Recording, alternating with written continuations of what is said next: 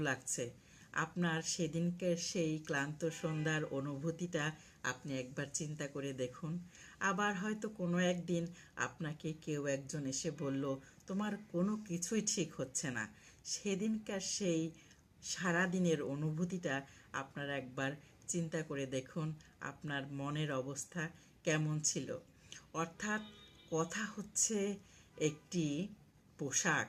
আপনি তাকে কিভাবে পরিধান করবেন, কিভাবে আপনার কাছে প্লেস করতে হবে, সেটার উপরেই আপনার ভালো মন্দ আউটলুকিং নির্ভর করে।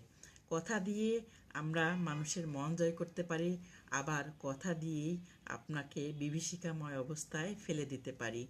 কোনো একদিন কোনো এক টিচার যখন তার ছাত্রীকে বলল যে তোমাকে দিয়ে কিচ্ছুই হবে না, তোমার দ্বারা আসলে কখনোই সম্ভব নয়, সেদিন সেই ছাত্রী হয়তো তার এক গভীর মর্মবেদনায় নিজেকে নিমজ্জিত করে ফেলেছিল।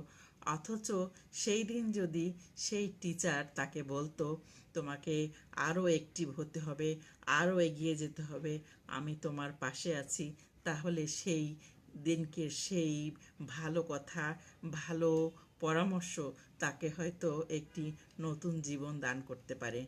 তাই আসুন আমরা কথা বলার সময় ভেবে বলি, কখন কোথায় কিভাবে কি কথা বলছি সেই দিকে আমাদের সবাইকে সচেতন হতে হবে।